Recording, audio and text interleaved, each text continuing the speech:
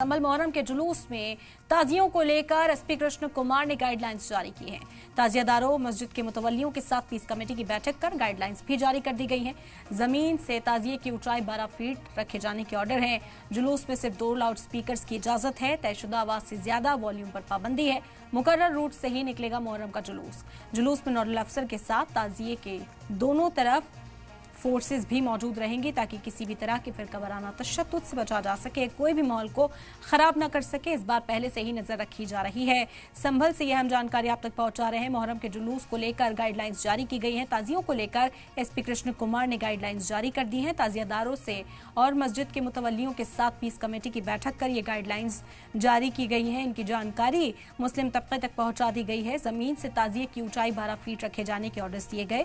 जुलूस में सिर्फ 2 लाउड स्पीकर की इजाजत दी गई है। तयशुदा आवाज से ज्यादा वॉल्यूम पर भी पाबंदी रहेगी। मुकर्रर रूट से ही मुहर्रम का जुलूस निकाला जाएगा। जुलूस में नोडल अफसर के साथ ताजियों के दोनों तरफ फोर्सेस भी मौजूद रहेंगी।